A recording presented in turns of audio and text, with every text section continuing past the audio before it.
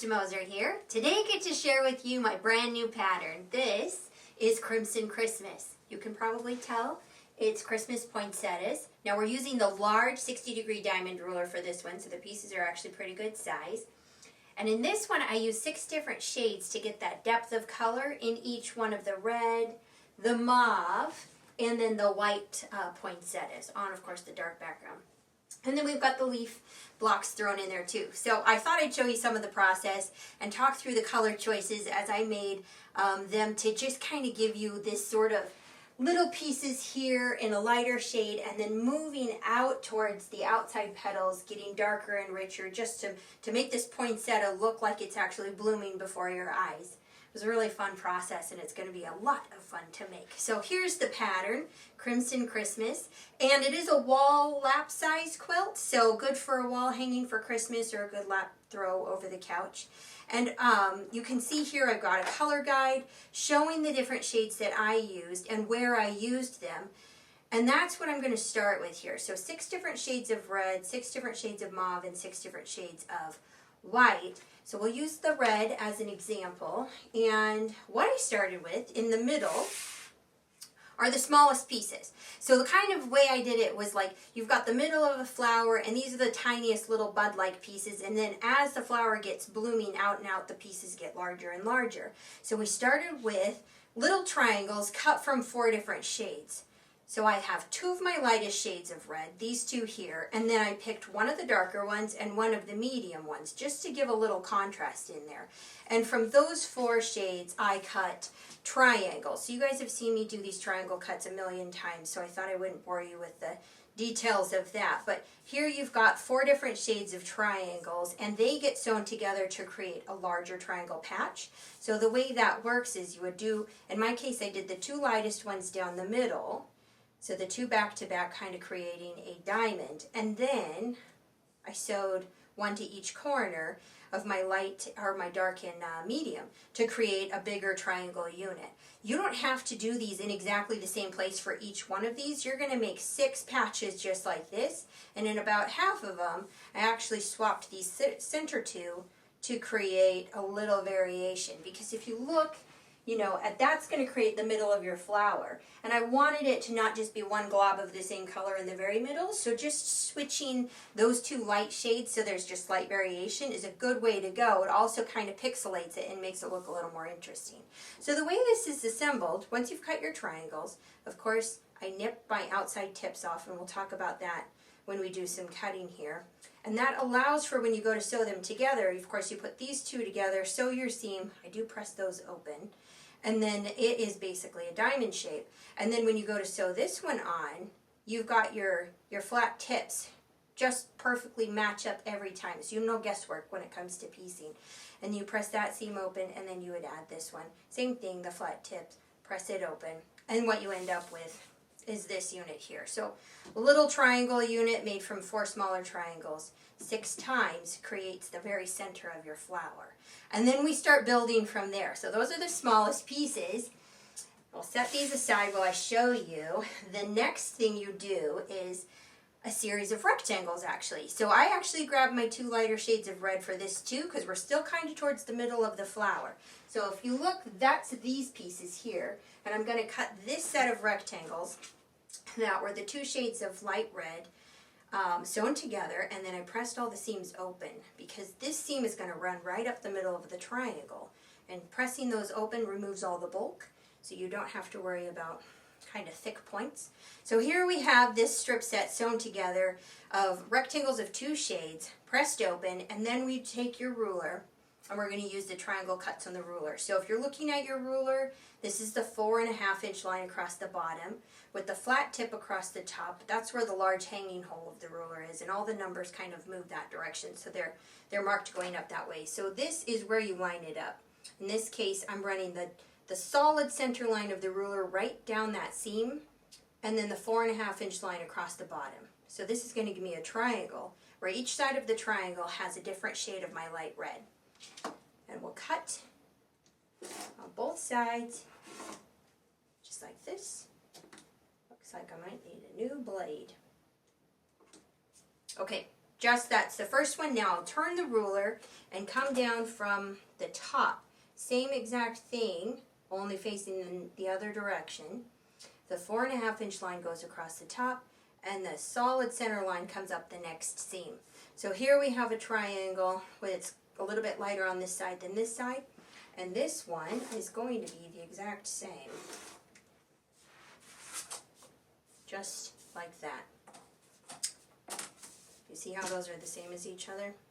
So you're just going to continue cutting down your little strips out of rectangles until you get 6 of these. You make 6 units. Now, like I said, I like to nip these outside tips off.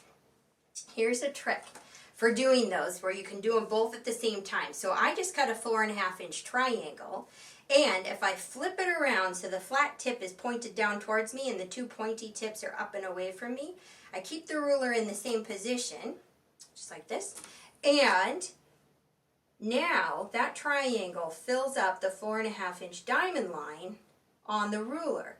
So it's like you take the triangle cut, you flip it upside down, and it fills up the diamond line here, exposing these 2 outside tips. So before, you've seen me in videos and I nip the tips off this way. That works just fine. But this way works for triangles, and then you can just cut off both tips at once. So we're going to go ahead and do that.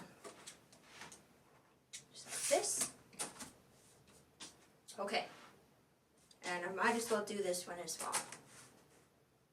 You're going to need 6 of these. This is the next thing. Alright, so here you go.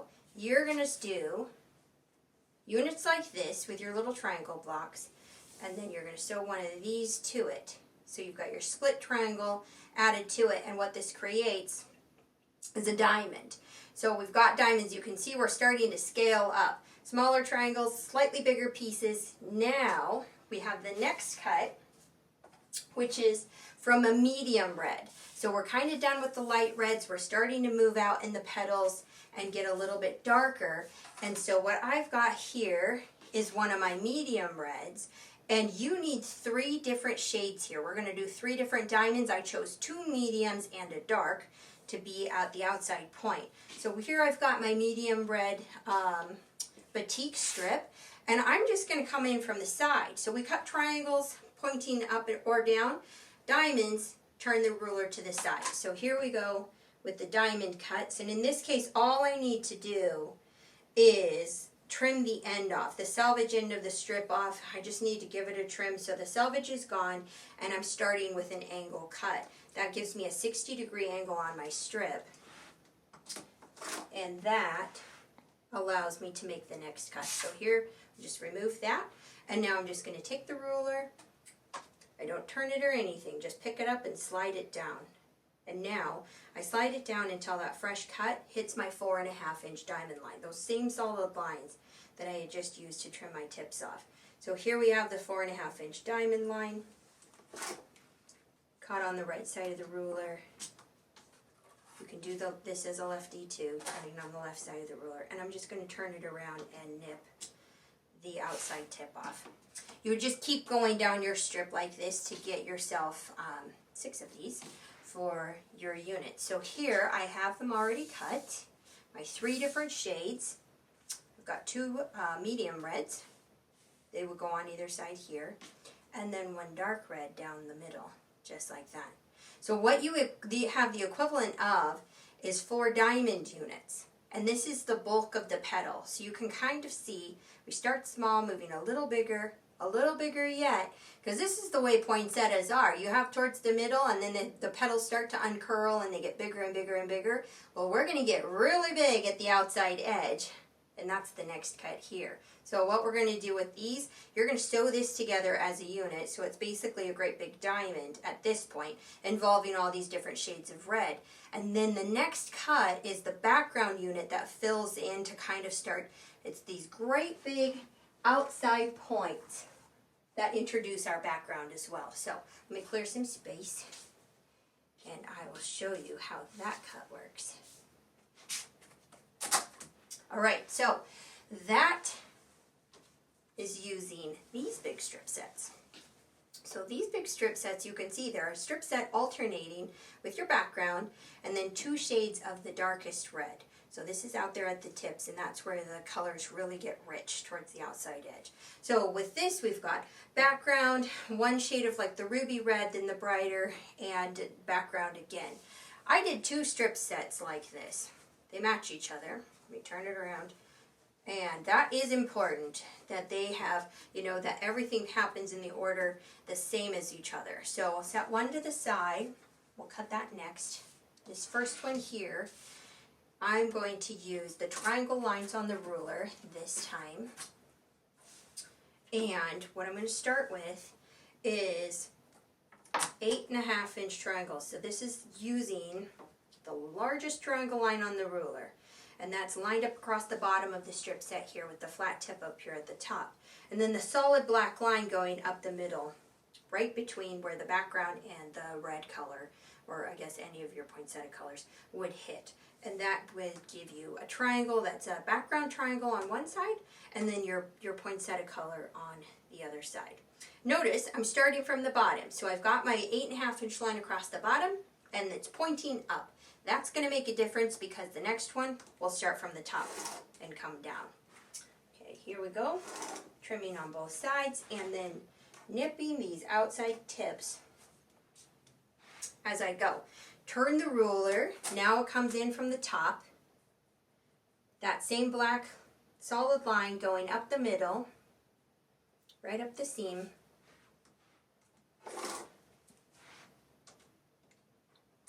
This and cutting on both sides of the ruler, just like that. Now, do you see what you end up with? You end up with 2 triangles, and you see how they're slightly different. This one has this ruby color right next to the background, and this one has the brighter red. And you're going to end up with alternating sets like that from each of your strip sets, and that's important. You'll keep them as separate sets. So I'll just set those there for now. You would get 2 more sets from this one, but I'm going to grab the next strip set because this one, we need the mirror image of what I just cut. So I'm going to start from the top and point down. Here we go. And this means my 8.5 inch line goes across the top now, and it's pointed down towards me. So the large hanging hole of the ruler is pointed down at my belly button. And just like this, I'm going to cut on both sides.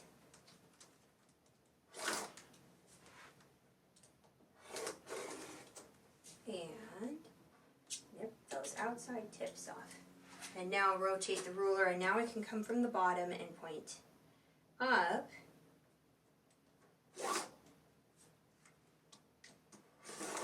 Just like that.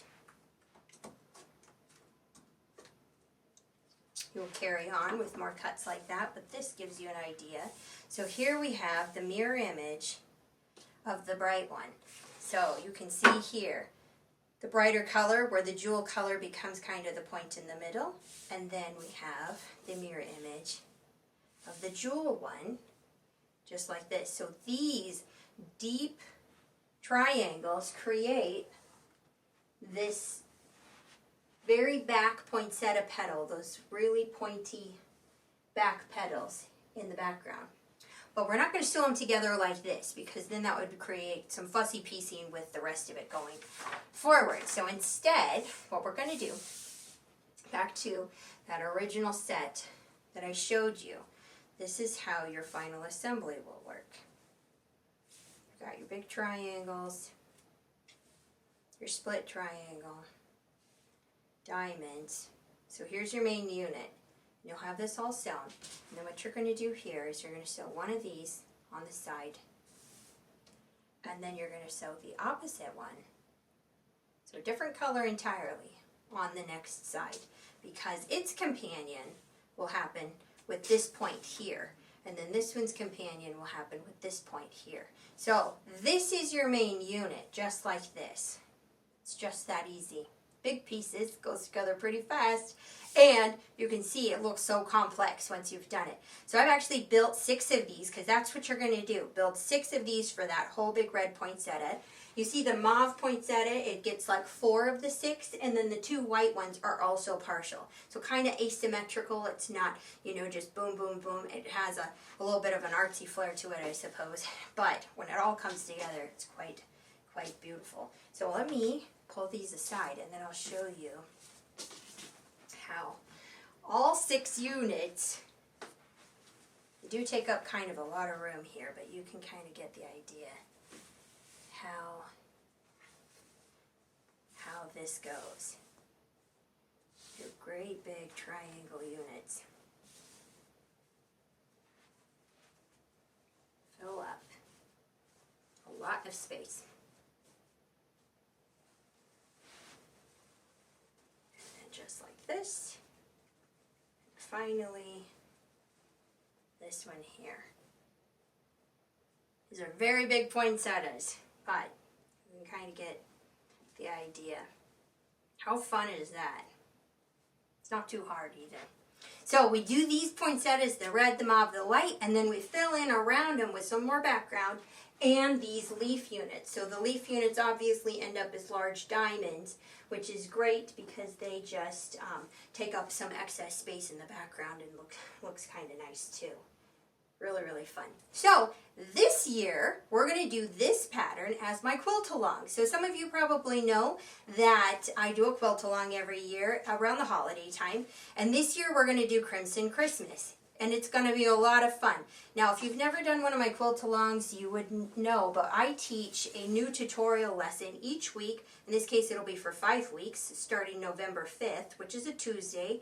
And we're going to do a new video lesson for different parts of the process each week for 5 weeks, finishing on December 3rd, so you'll have it in time for Christmas to put on the wall or the couch or something. And in those quilt alongs, you learn a ton. It's like taking a virtual class for me because I just work in all my tips as you're going through the process, and each part of it has its own little things that I use.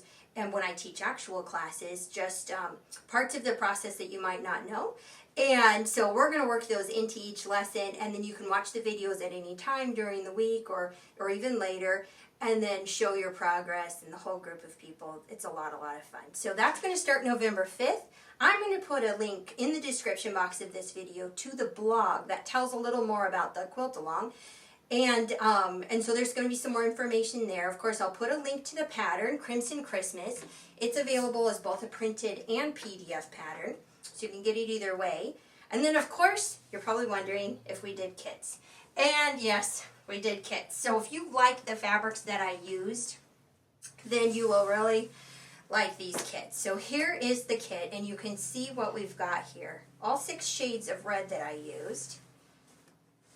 The lights, the mediums, and the darks, and then all 6 shades of the mauves, and all 6 shades of the white. Of course, then there's the 4 greens that I used to create the leaves, and the background and binding. So I'll put a link to the kits. The kits can be bought with or without the pattern. So if you've got, a PDF pattern coming, you don't need a printed pattern as well. And so all those links will be in the description box. I hope you'll join us for the quilt along. It's going to be so much fun.